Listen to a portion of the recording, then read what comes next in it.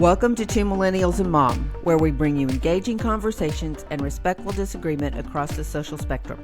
Injected with the quirks of everyday life. Curl up as we navigate the complexities of this modern world with all the humor and warmth we can muster. And the occasional gentle ribbing. We're glad you're here. Happy listening.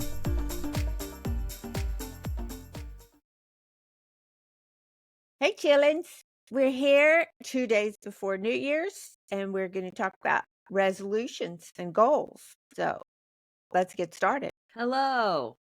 Howdy. How are y'all? Good. Sleepy today, but doing all right. I just chugged about 12 ounces of iced coffee, so I should be okay here in about 10 minutes. I just realized my water is across the room. Yay! Uh-oh. So let's talk about resolutions. Do y'all make resolutions? Not really. Callie's making faces. I don't really make resolutions. I feel like they're such a good idea in theory.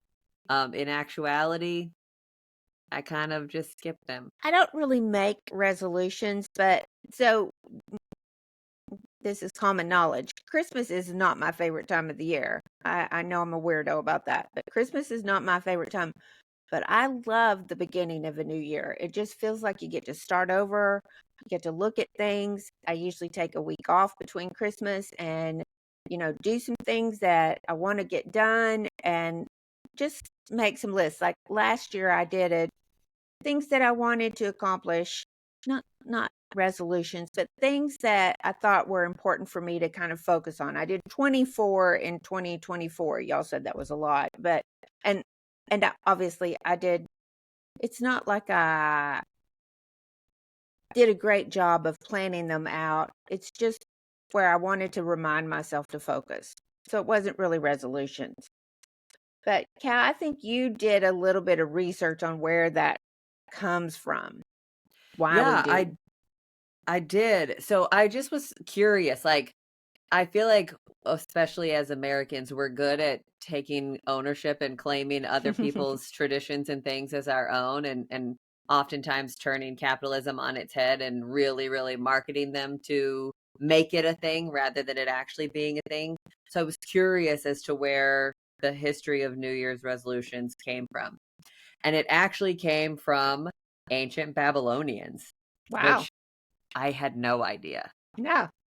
So they're the first people who were said to have made New Year's resolutions over 4,000 years ago. They were also the first to hold recorded celebrations in honor of the new year. Though for them, the year didn't begin in January, but in what we would consider mid-March when crops were planted. They had a 12-day religious festival.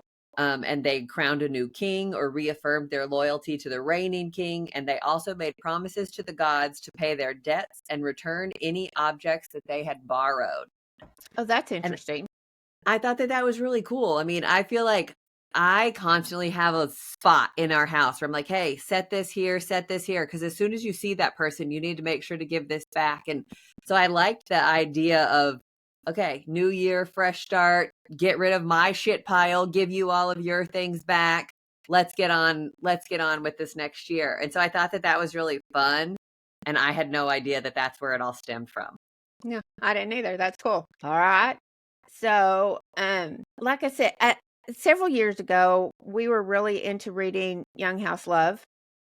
And they did a thing that I've kind of adopted where I look back every month. So let me back up a little bit. I am a bujo person, a bullet journal person where I have, and I haven't started mine this year. I'm panicking about this a little bit, where I do some calendars to show things that are due over the course of the year, birthdays and anniversaries. And it's more than a to-do list for sure. And it's a bound book that I use. And so the thing with Young House Love that I took is they would look back over their month of posting and highlight, their favorite things or the things that were super successful or the things that weren't. And so I adopted that. So at the end of every month, I'll do a December highlight page where I look back through my journal and my bujo and say, okay, What are the cool things that I have, the things to be grateful for, the things that I want to remember?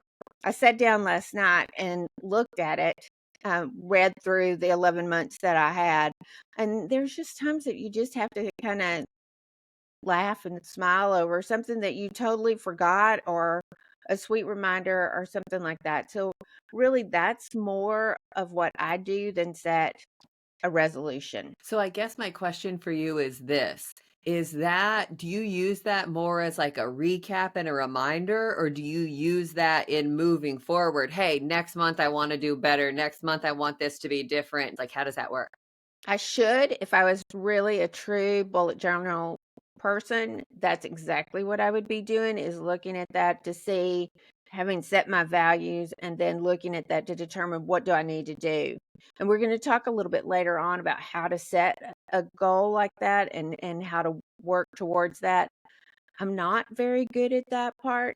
I'm really good at trying to keep, um, trying to be grateful for what has happened, trying to remember, because my brain, my memory is crap these days, and so I have to have it written down. Um, and sometimes that's, just where I need to go, is to look back and see what was going on and what the sweet things were during that month. Yeah, I really enjoy, I'm not a big social media person. I much prefer threads and the talking, like the actual text of it, than everything else. I'm not a photographer. But I really enjoy making Instagram reels. And so here in the last few months, I've started doing like a recap of what happened in the month of July and what happened in the month of September. And as I go, going through my camera reel and videos and photos and things, like, oh, that was fun. Oh, I forgot about that. And so I have these little recaps of each month. But again, that's why I asked, like, because they're just recaps. It's not like, oh, for next month, you need to do this differently. It really is just a recap. And so I was really curious about that. But I'm getting excited about doing I think I'm going to do, instead of just a December one, I think I'm going to do a 2024 one for my end of the year. And I'm excited about that. That'll be And fun. I found the audio for it yesterday with Mom, and I'm super excited. And we'll talk about that later, but I'm excited. Okay. Cole, Yeah. what about your I'm not a very goal-oriented person. I feel like this is the millennial in me, where like I need that instant gratification. And so like if there's something that I want to work towards, then I'm just gonna set like a deadline, wait until about 10 minutes before that deadline, and then do everything in that 10 minutes. I have seen you do things with planning in mind. Yes. And if there is a big thing that I'm going to take on, then I in that case I am a planner, but I am not a goal setter in that planning methodology. It's not like I have to do A to accomplish B. It is like I will accomplish A, I will accomplish B, I will accomplish C eventually. Yeah. And so like I couldn't tell you the last time I set a New Year's resolution. I don't normally, just because, and maybe this is just part of the stigma behind New Year's resolutions, is that they're only going to last for a couple of weeks and then you're just going to go right back anyways. Last year, I don't know that I would really call it a resolution, but I just kind of decided, and probably like late February, early March, I'm going to try and change my diet, because I'd been noticing that I was just eating a bunch of crap, just things that are not good for you, junk food. And so I determined at that point that I'm going to really, really clean up my diet. And I started doing carnivore at the time, and I've been pretty consistent with it over almost the last year. Yeah. There are like holiday weeks that I don't do as I'm not quite as clean, but those are the holidays, so I'm not really going to fret over it that bad. But that has probably been the biggest thing I can remember in recent history, that I've really made a decision that I guess you could call a resolution to say I'm going to do this better. And I think overall it's been really positive. But in general, I I don't set New Year's resolutions because my brain just doesn't really function that way. It's when I decide I need something, I'm going to go do that thing right then. It's not something that I want to work towards over a long period of time generally. I think resolutions in general are hard to keep because of the way that we do or don't set them, however you want to look at that. I mean, if I decide, hey, I wanna weigh 100 pounds, you got to have more than that. You've got to decide how you're going to get there and how quickly. And I think one of the things that a lot of people forget, even if they are doing some type of resolution or goal, is that you have to have points in there that you celebrate. So when you lose 10% towards your goal, then celebrate. Or when you have saved enough money, if that's the goal that you have, when you get to that certain point, don't go spend it all, but celebrate in some way, just to encourage yourself on what you're doing. And so I think that I don't know. I I don't know anyone who's super successful with resolutions, and I think it's because of how we do set them. So, um, I don't know if that means they're inherently flawed, um, but I think there are better ways. Let's do I that think it's away. us that are inherently flawed and not the resolutions themselves, to be That could perfectly be was true. honest. I was just going to say the exact same thing. I think that resolutions are possible. I think that we do a really horrible job of A, making them realistic, and B, holding ourselves accountable to them. And so I think that it is us that is flawed. I agree, Cole. One of the things with the bullet journal is to really determine, and it takes some work and effort, but to determine what your values are and to connect all of those quote unquote resolutions to what your values are. Because if you don't really feel like it's important deep inside, then you definitely will not stick to it day over day, week over week, month over month. So I think we have to figure out what our intention really is.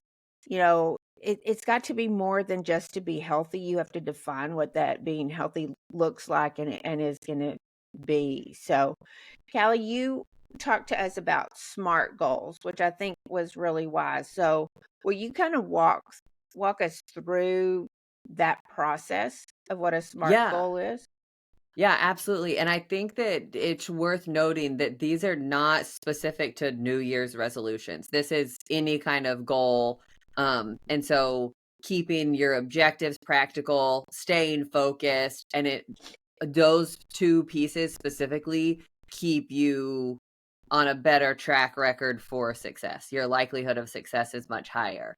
So SMART is an acronym: specific, measurable, achievable, relevant, and time bound. So specific for S, your goal should be clear and precise. Instead of saying, I'm going to get healthy, say, I'm going to exercise for 30 minutes a day, 5 times a week. Then you can keep yourself accountable, saying, hey, I'm going to get healthier. How do you answer to that? Yeah. Oh, well, I had a salad last week. I mean, it had 6 pounds of dressing on it, but I mean, it's not quantifiable. So make your goal specific. Number 2 is M, the second letter. I guess it's not a number. M is measurable. You should be able to track progress or measure success. Example, I'm going to lose 10 pounds by March 1st. There's your measurable target. You know what you weigh today. You know what today's date is. Now, we're sitting here recording this on December 29th. Having a goal of saying, hey, I'm going to lose 10 pounds by January 1st is ridiculous. That's horribly measurable. But the A in all of this is achievable. Goals need to be realistic and attainable given your resources and constraints. So could somebody lose 10 pounds by the 1st? Maybe. Would it be healthy? Probably not. Please don't. This is not advice. Don't do that. But so setting a goal to run a 5K in the next 3 months is much more achievable If you're starting from, I mean, there's like the couch to 5K activity and things like that. If you're starting from, hey, I'm not a runner versus I'm going to run a marathon in 2 weeks, that doesn't make sense. I can barely walk to the refrigerator, kind of thing. You're definitely not going to go be able to run 26.2 miles in 2 weeks. So making sure that it's achievable. The R is for relevant. Your goal should align with your broader ambitions and priorities. If your overall focus is work-life balance, a relevant goal could be schedule 2 non-work weekends each month. So that makes sense for you and what you're trying to achieve. And it's not, the goal isn't to have better work-life balance. It's specific, it's measurable. Hey, I screwed up last month. I didn't do a great job with this. I should be able to achieve this because I am not underwater and I have done a better job of delegating and prioritizing things. It's a relevant goal. And then the T is time bound. Your goal needs to have a deadline to create urgency and motivation. So example, I'm going to save $1,000 by June 30th for my vacation. You can watch all of that and you have something to work towards. It's kind of like we said a second ago. I'm going to run a 5K in 3 months. You have 3 months. That's just math. There's nothing subjective about that. There's no gray area. That's your time frame that you're going to set. And so when you can take those considerations into account, you're increasing your own likelihood of succeeding at those goals. So this could be anything from I want to be a better wordler to I want to be a better employee or a better manager, or I want to be healthier, and how to break those down into, I'm a big fan of what I like to call bite-sized chunks. We can do hard things. We can do all of these big things, but if we try and eat the entire monster all at one time, it doesn't work very well. So breaking those things down, I think, is really helpful. You mentioned something, and you talked about putting it on your calendar, mark in 2 weeks, So say that the idea is to spend more time with family, that you really have to pre-plan that. And so, I mean, yes, that could be a resolution or a goal, but you have to also make sure that you're taking steps towards it in advance. So you do have to kind of plan those. I think one of the things, and it was because I had a partner in this, but one of my things for 2024 was that I would get out and walk 2 miles 3 times a week. I'd spend 30 minutes walking 3 times a week. And even though Callie and I are in different cities, we would get on our phones and we would get out at the same time. I looked forward to it because it was my uninterrupted time with her that we just got to gab and yak and do whatever while we were walking. And we pushed a little bit, our goal, we started out, Callie, I swear it was probably close to 17 minutes a mile. Mm-hmm. And we got it down to in the 14s, just, as long as we didn't get our phones out to check something, we did really good. But that was a fun thing to do. It was a healthy thing to do. It was planned. We knew it was going to be 3 days a week and what time that was going to be, and we just made it work for us. And we were really not just consistent, but I mean, we enjoyed it. So it was important to us. Yeah, and I think that it gave us a really good opportunity to hold each other accountable. Hey, Callie, you said we were going to go at 7:30 on Wednesday. You said you were going to get up. Oh, shoot. I overslept. I didn't set an alarm. I'm coming. I'm coming right now. Yeah. And I can't remember there ever really being a time where it's like, oh, I just don't want to, or, oh, this is too hard. We had an alternative plan if it was raining outside and how that was going to look and all of this. And so we took all of those barriers, again, in bite-sized chunks and said, hey, we're going to remove that one and this one by doing this. And so it helped set us up for success because we had a plan. It was completely achievable for us, and we were accountable to each other. Yeah. We also kind of started a deal that was awful. We had fun with it initially. It kind of fell off, but we started where 1 month we would do one specific thing. Like we did wall Pilates for a month. And again, we did it together, and it was kind of like, and I say we did it together. We weren't on the phone with each other, but I would go start Mhm. mine, and when I got finished, I would say, "Hey, I did my wall Pilates," and she goes, "Oh, I did my." So there was still some accountability there, and we could say, "Oh, that leg thing was really hard this time," and we we struggle with it. And then the next month we chose something different and did that. And really, we started doing planks what, Yeah. the second or third month, and we said, okay, we're gonna do plank every night.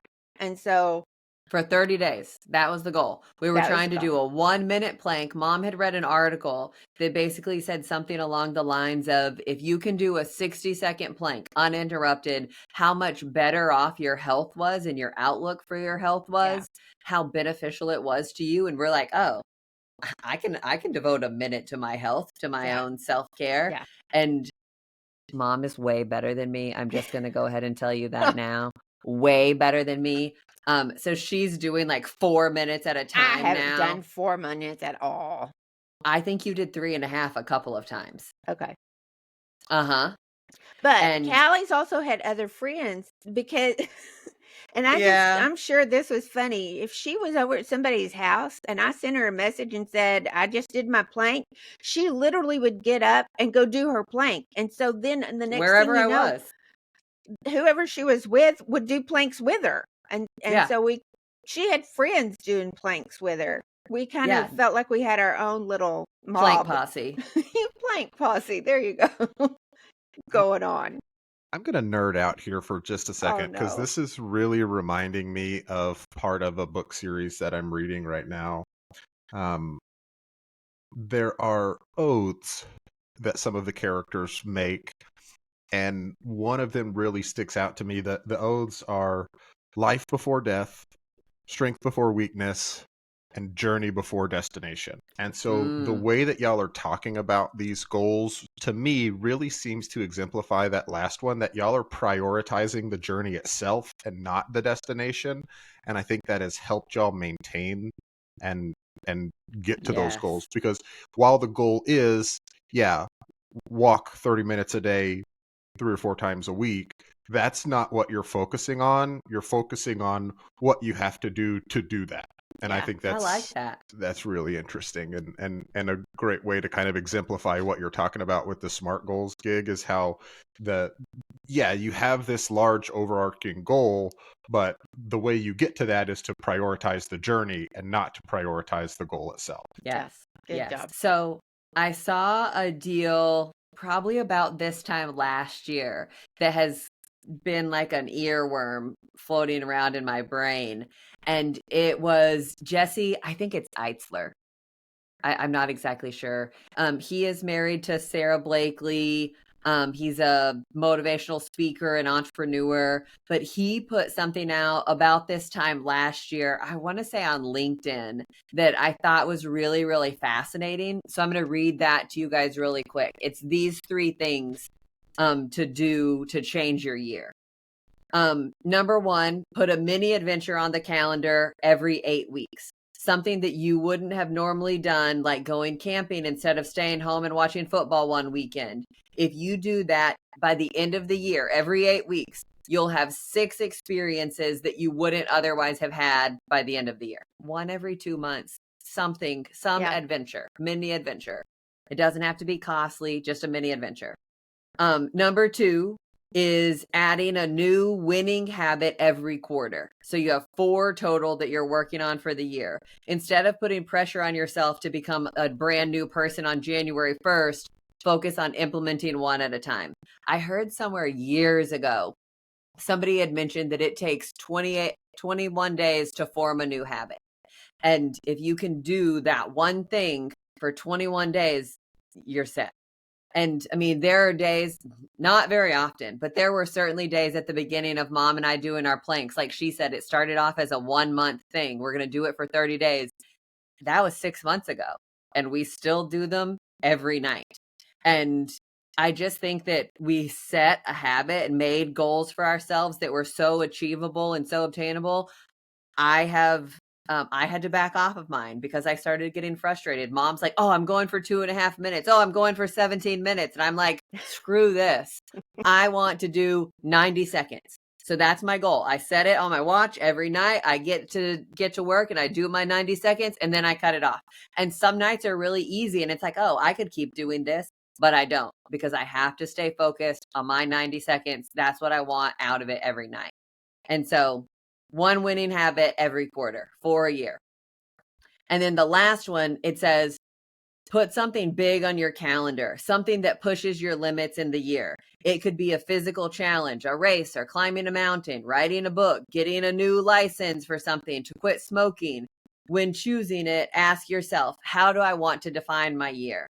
The key is to commit to these 3 things, write them down, tell your friends, accountability, and put them on your calendar. And then you've got it all spelled out for you.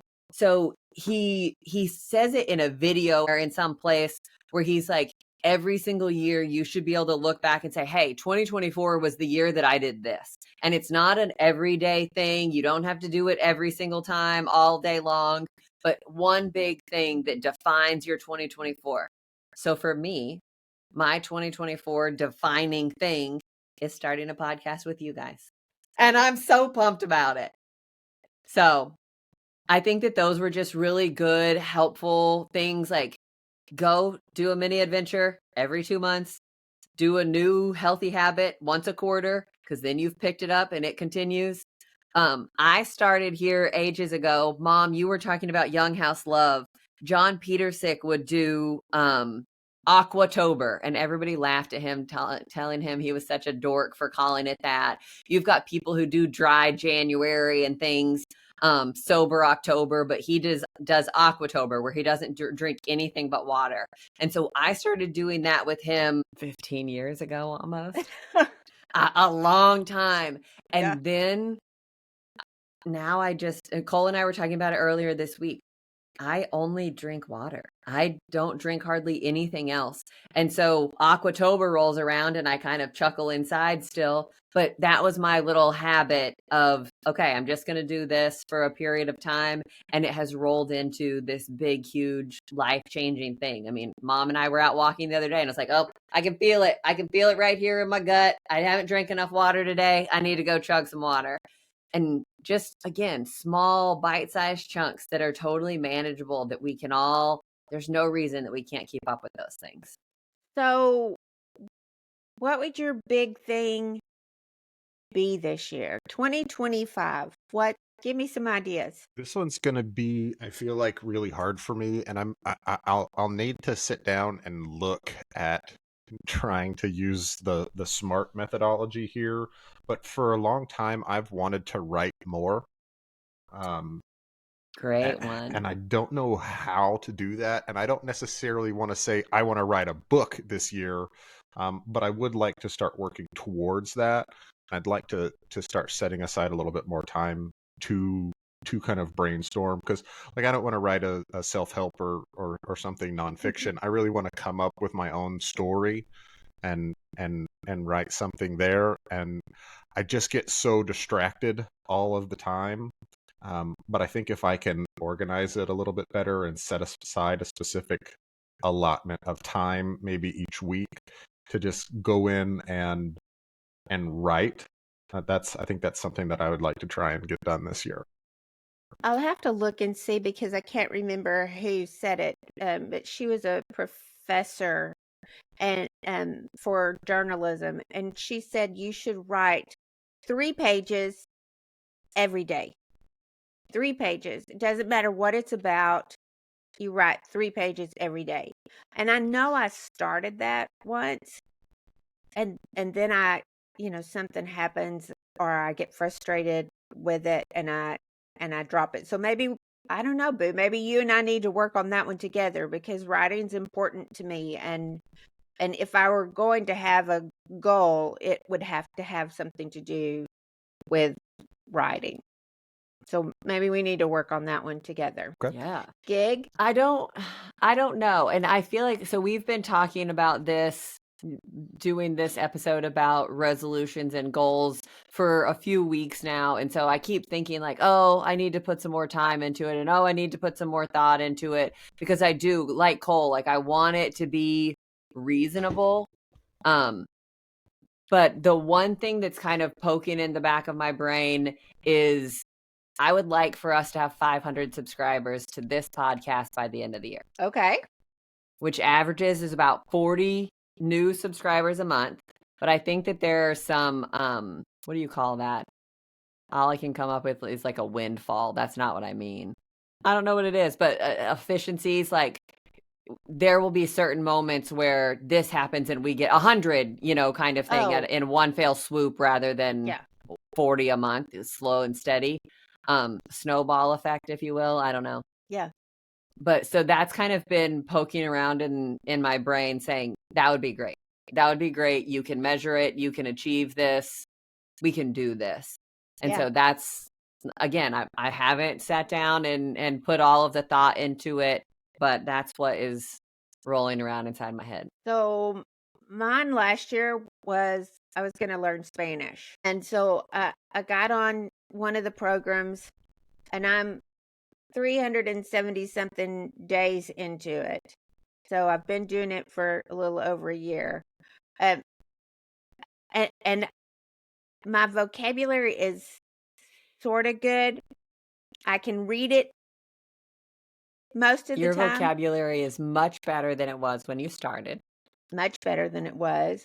I mean, and I will say I get really excited if I go out in public and I see something in Spanish, whether that's a billboard or we went to the Tractor Supply, and everything in Tractor Supply is done in English and Spanish. And so I got so excited that I knew the dressing room was here or the baño was here. But I want to keep with that goal because I still feel like it's really important. But I think I'll find a different method to go towards it. So that's mine. One of the things that I really want to do or think is important is to take some time. I mean, whether that's I would like to have dinner parties 2 or 3 times a year. And we do some of that, but I'd like it to be smaller, more intimate parties that, because coming to the table is important to me. So I want to do that and figure out how to do that. So I like it. Yeah.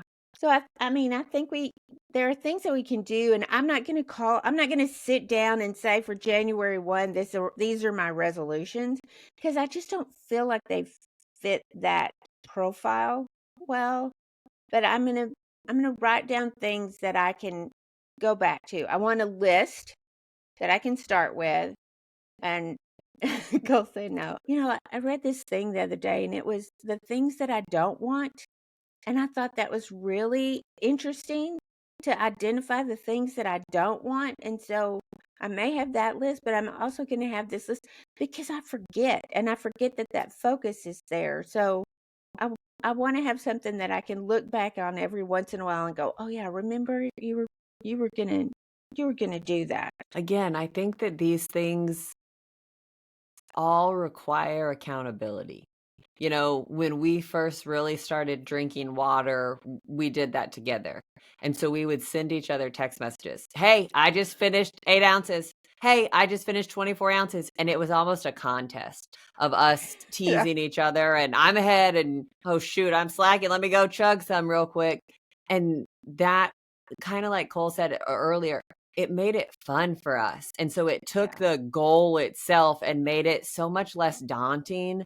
I don't even want to say like gamifying it, which I think is productive in many ways, but it's more than that. It was having somebody else know that you were working on this and they could encourage you and hold your feet to the fire when you didn't do a good job, because you're doing it with people that you love and that you trust to say, hey, Callie, you said you were going to do this and you're failing miserably. Let's figure out a plan. I think part of ours was, if you sent me a text that said you just did your plank, then I'd go, oh, I got to go do that. And I would get up right then and go do my plank. So it was it was a sweet reminder. It wasn't somebody beating on me saying, "You've got to go do your plank." Uh, Right. it didn't have guilt associated with it. It was just a sweet reminder for me to get up and do my minute and a half plank. I mean, it's like you said, I can give you a minute and a half of anything. So Yeah. I Especially for my own benefit. will also say for this year, I want to junk. I want to eliminate stuff. And I have to tell y'all, my sister told me about a family that went to the Amazon warehouse. And apparently you can go to the Amazon warehouse and you can buy this 4 foot by 4 foot box. And it's Pallet. full. She didn't say it was a pallet. She said it was a box. It It's a is. pallet. It's a pallet sitting on a box sitting on a pallet. For $100, and it's all returns. You don't know what's in it. You don't get to look in it, but for $100, and what they did with it, they took it back home, and that was their Christmas. They had a great big huge family, and so they opened that box, and it was like, oh, here's this, and so said, oh, I want that. Now I said something. I thought it was funny, and I said something to my children, and they both went, "We do not need any more junk in this house." Or So any of I our don't get. houses. Yes. I don't get to have an Amazon box, but I am going to eliminate stuff, and I'm going to try to do it with recycling and with, what's the word I'm looking for? Responsibly, not just dump everything into the landfill. I do have a neighbor who would do that for me because he has a business called Mean Green Junk, I think is what it is. And he has a big trailer that he just goes to your house. He'll come to your house and he'll empty all of the junk that you don't want and take it somewhere. But that's my last option. Is The to do that. problem is that we have determined that you are much more nostalgic and sentimental It's true. than either of us are. You blame it on our generational traits and characteristics as millennials, It's true. and maybe that's part of it. But, Cole, there is, I think, 3 paper bag, like shopping bags in the living room right now at Mom's house full of VHS tapes and cassette tapes that she has saved for you to go through because we are recycling them. Throw them away. That's what I said, but Top she's Gun is in nervous. there. I just want you to know. Okay. I don't have a DVD player. I own it digitally. It's I not like a DVD. It's a VHS. I don't even have a VHS player. I couldn't watch it if I Uh-huh. wanted to. Yep. But she wanted to confirm with you that she has these for you to go through. I kid you not. There were, Cole, how many, Mom, were there? 100 cassette tapes. I get that you have a VHS player. I also have a VHS player. It's a DVD one, so it's not quite as bad. But we don't need these things. We just don't need them. But here's the deal. You rag on me all you want to, gently rib me about this. But when we moved here 17 years ago, those went into that compartment and they haven't been touched since. And so they weren't That's in my why way. the ragging. They weren't in my way. They're not mine. They belong to my family. And so, but we're going through them. Yes, we are. I will say, I told Mom earlier this week, I said something along the lines of, I think that we as a society, as a culture, have become so good at storage Yeah. that we have forgotten and given up on actually sorting and being selective with the things that we keep and what is important. And so we've done such a bad job at doing that, at being selective and keeping things that are only important to us, things that we use, that we have just, we're treating the symptom, not the cause. I So will I just want to say, get rid of it all. I feel like I'm more nostalgic because I've lost more family than y'all have. And so I feel like that probably drives Plays into it. Yeah, drives some of my nostalgia. I mean, in going through all of that stuff, I found a letter that my mom wrote. My mom's been gone for 40 years. a letter that she wrote in 1977 for her mom's birthday, talking about the kind of woman that her mom was on her 62nd birthday. So I'm now older than my grandmother was when my mom wrote that letter. I didn't even know it was there. I don't remember ever seeing it before. I didn't even know it was there. So I want to go through and get the things that are important and get rid of the things like the VHSs are not. I just feel like if we could do a better job at utilizing those things, and that's super cool that you have a letter that your mom wrote at all is super neat and very, very unique and interesting. But to take and put it into a box inside of another box, inside of a cabinet that never gets touched or opened, it doesn't remind you of it. It doesn't bring up the memories. It doesn't feel nostalgic, except once every 2 decades. So how do you do it? I mean, I think that depends on the item, right? That's You kind of could a different put podcast, it into I a guess. frame and yes. But I mean, there are lots of ways that you could utilize it without just storing it. So some people define their coming year by word. So I guess mine is going to be purge. We're purging. So what I would love y'all it. what would y'all have? Yeet. Oh, I love that one. Yeah. I think mine is settle. I want to get everything in its place. I want to get everything running smoothly and properly. I want the machine to be oiled. I want it all to work really well. I don't need to add new stuff. I just need everything to be settled. Yeah. I like that. I like that. So, okay.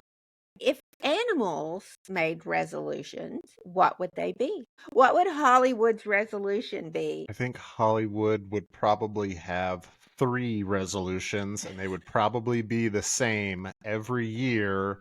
And the first one would be roll in the grass more, Not Nice. bad. eat more.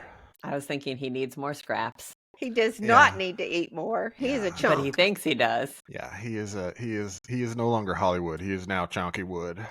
Yeah. But and then the third one would be get more butt scratches. Oh yeah, because who doesn't want more butt scratches? Yeah. Yeah. I'm thinking I could probably go with all of that except the eat more. I could go with the eat more. I'm just saying, I'd be Hmm. completely content with that. That boy Let's is see. thick.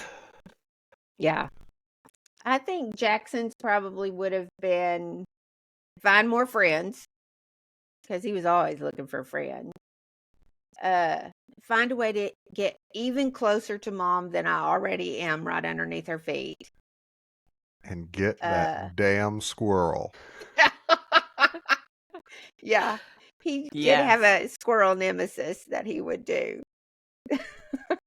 So Yeah. Callie, does Juanis? Oh gosh, Juanis is probably spend more time anywhere else that isn't with my parents. That's fun because we're convinced he hates us. Like you can't even start like packing him up to take him somewhere, or you packing up to go somewhere without the dog getting squeaking, just getting exorbitantly excited, and then he comes home and he's like, "Oh hey," you're like, "Damn, he hates us." So I think He that does would be not. one of them. Just- He He does not. he doesn't like us as much as he likes every other stranger in the world. I mean, he likes That's us, better. but he definitely likes everyone else better than he likes us. And then what else would he do? I don't even know. He would probably make new friends, make more friends, Yeah, he's because a friendly boy. his friends tend to come with treats. Yeah. And so, I mean, he can't even see the neighbors outside without streaking over to the fence. He can't even go outside without streaking over to the fence to start crying because he knows that they'll come with a treat. And he just loves people and he loves treats. And yeah, he's such a weird little dog, but we love him. Yeah, he But- is. So one more thing that I wanted to kind of chat about, Cole, you were talking about writing earlier, not being really sure about how to do that. But I have seen several different things online of people using ChatGPT to map out paths to achieving goals. And it could be something as simple as, hey, I want to teach me how to become a coder, a software developer in 6 months, and make me a plan. And so you're putting in on these little bits of information, and then it's pulling it all through and saying, okay, these are the steps that you need to accomplish. These are the concrete steps that you can take to become a software developer in 6 months, and what that looks like and means. And so I think that it would be, I mean, I've seen people who they have said, hey, I'm going to take and put all of my life goals in. I want to be a mom, and I want to do this, and I want to accomplish this, and I want to have this kind of business, and I want to have this kind of income. And so they're putting all of that into ChatGPT, and then it's spitting them out. Here's what your schedule is for every day to be able to accomplish those things. That I think would be a fascinating episode in and of itself, us putting in some of those goals, bigger, grander goals, and how to accomplish them. But I wonder if that would be advantageous for you to check out. Hey, I want to be a writer. Give me prompts for 6 months, whatever that looks like and means, so that you have something to go off of. Mom was talking earlier about writing 3 pages a day. And if I remember correctly, Mom, because that was a while ago that I think you told me about it, but it was sometimes I'm sitting there writing the same sentence. I have nothing to write. I have nothing to write. I have nothing to write. And that's what they filled up their 3 pages with. But they grow out of that because you're putting yourself in that habit and creating those habits of sitting down. And so then they're sitting there the next day and they're like, oh, I should save this for my 3 pages tonight, and preparing those ideas because it changes your brain. So I was just thinking about ChatGPT and how it could be productive and helpful and mapping things out so that we can accomplish them. I mean, I even think it would be interesting, because people generally say, I want to get out of debt. That's, that's generally, and if you could use ChatGPT to say, I have $10,000 of debt, I want to be out in 6 months or a year, how it would run through that and help you define that and outline that. That would be interesting. I want to try that. Not with the debt, but but again, I think that it comes down to when you have such definitive instructions and a path that's mapped out and planned for you, it just comes down to you. Are you willing to do this? Are you ready to get to work? Are you willing to put in the work to make this happen for yourself? This all rides on your shoulders. Well, and I have to say, when you were talking about GPT saying, this is what you need to do X, Y, and Z, my heart kind of thought, oh, I don't want to be that mandated. But maybe that's why I'm not a published writer yet, is because I haven't followed that criteria. I worked for a woman who 100%, 200% believed in goals. And I know that she sat down on a regular basis and outlined what her goals are. And you could watch her meet them. So there is definitely benefit, but you really have to buy into it and be convicted of it. Yeah, you have to buy into it, but you also have to design those goals and the process to achieving those goals around yourself. What works for me may not work for Callie. And so even if we have the same goal, our structure may need to be different in order for us to both achieve it. That really is one of the things. And if you don't know anything about the bullet journal, I would certainly, writer Carol wrote a book. It's well worth reading about, and it's about determining what your values are and living the life that you want to live based on those, and how to incorporate your everyday into those. And it does come with reviews. Cole, you wouldn't like it because it does weekly and monthly and quarterly reviews, which I've never been super good at, but they're there. And the idea behind it of doing it based on what your values are, what my values are versus what your values are, it makes total complete sense to me. So, okay, Cal, you've got a weird thought for us about Amazon. About Amazon? You want to do that one? Yeah. No, I like the other one better. Okay. So we were at the doctor's office the other day, and had to use a blood pressure cuff to get a reading. And every single time I am around a blood pressure cuff, I am in a blood pressure cuff, I am thinking about a blood pressure cuff, there is one on TV, if it is brought up in any capacity, I immediately, for those of you on YouTube, you're welcome for the video representation that you're about to get. But I immediately start trying to like think about flexing it off and seeing if I can break through the Velcro of them. And I have thought about this for years. So we were at the doctor's office the other day and the guy put it on and I was like, so just because I'm curious, you do this all the time. Does anybody ever flex it off? And he didn't answer me, which really kind of ticked me off. He kind of gave me this roundabout thing. He's like, well, that's not the best case scenario. And it wouldn't give you a correct and accurate. I know that, man. I just want to know if I can break the Velcro. Does it ever happen? Does anybody ever do this? And he never would actually give me an answer. And I was much more calm there than I am right now because I am just so curious. I know that the reading is going to be screwed up. I know that I'm going to have to do it again. I just want to see if I can do it. This is my world's stupidest goal. Callie does not have huge guns. So oh, come on. No, they're not. I mean, the possibility of this seems very slim for me, but the fact that you're fascinated by the idea just is hysterical to me. Maybe that can be one of your goals this year, Gig, is you can build up those pythons. Get swole enough to flex off the cuff. Yeah, get you some Hogan curls going on. I think we need to do some research and see if we can find somebody who does it. You know, we used to, what were those guys that Team Impact. Team Impact. I bet somebody at Team Impact, Trey at Team Impact could probably do that. We should do a little bit of study on that and see if we can find somebody who flexed the blood pressure cuff off. You have 22-inch arms. Can I put this blood pressure cuff on you real quick? Not going to be weird at all.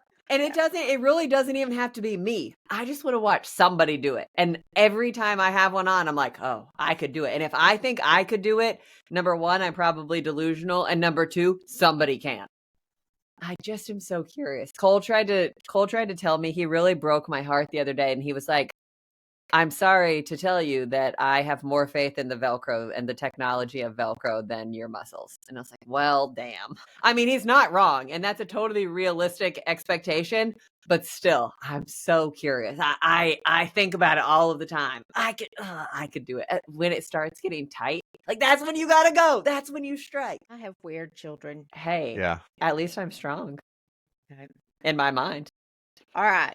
Last night, while we were doing our plank and we were Instagramming because, you know, we need to entertain ourselves while we're doing it. For our 90 seconds. Yes. We ran across a post last night.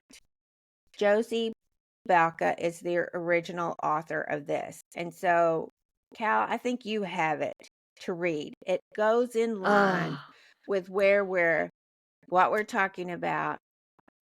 And I just think it's really good. So here's our good news story. It's really good. So I'm going to do my very best. We have a habit of ending this podcast in tears, which is not the goal. Maybe that should be our 2025 goal. Have X number of episodes in a row without crying. But I suspect that is not going to be the case. And I'm just going to run through this really fast so that hopefully I can save the tears. Okay. It's the end of December, and I'm writing a list in my notes app again. It has been 365 days since I wrote the last list of things I never got around to changing. I called them aspirations and resolutions, but they read like the rules on the wall at a public school. Work out more, spend less, sleep more, worry less, stay home more, go out less, read more, weigh less. For a girl who hates math, I'm going to spend a lot of time this year subtracting things from my life, making rules for myself like a coach, even though I've never made a single team. And I don't know what constitutes the year being my year, but I'm here, phone in hand, sure that this new year will be my year. Even though this past year I got to go swimming And I got to go on airplanes and hugged in the middle of my kitchen for no reason. I got to be in love and have a good friend and be a good friend. And I got to eat truffle fries. And I got to hold babies and find a mascara that I really liked. I got to talk to my mom on the phone every week. I got to care enough about things to cry about them. I got to laugh enough and make people laugh. I got to get greeted by my dog every time I came home. And I made it home every time. Isn't that something? I got to sleep in a bed and eat cereal for breakfast and make mistakes. I took the best everything showers and complained about how expensive the economy is and everything is these days. And I got sunburned and I found new favorite songs, but these aren't the things that are on my list of reasons that next year will be my year. And I don't know for sure that I'll lose 10 pounds or sleep more or worry less and save more money. But I do know that I'll probably accidentally do all of these other things again. And at the end of next December, I'll be sitting there with a better luck next time mentality after another beautiful year that somehow wasn't mine. That part about the subtracting from my life just grabs me. Yep. It did me too. And so I think that I'm going to toot our own horns for us really quick. I think that we're on to something with not having these big, huge, grand goals and resolutions and trying to be the next best version of ourselves starting here in a couple of days. I think that we are exactly who we're meant to be. And I think that we have plenty of room for improvement. But God, how lucky are we? How thankful am I for the year that I have had? That's not to say that there haven't been hard times and frustrating days. There have. But I'm alive. And I'm surrounded by people that I love who love me. And I have so much to be grateful for. And so instead of subtracting things and losing 10 pounds and figuring out all of the other, I just am really looking forward to all of the simple joys that I'm going to get to experience in 2025. And I'm just thankful. So maybe, Callie, our goal really should be to make Cole cry with us. I love that. I love that. Remember when on Smart, the third one, Achievable? You have a point. Yeah. A point. Okay, any last thoughts? Happy New Year! Happy New Be Year, kind guys. to yourselves. Be and be kind to grateful. yourself. Make the resolutions that mean something to you, and don't beat yourself up. Yep. Keep trying. Let them work for you, not the other way around. Yeah. Keep trying. Love you guys. Love you. Love you guys.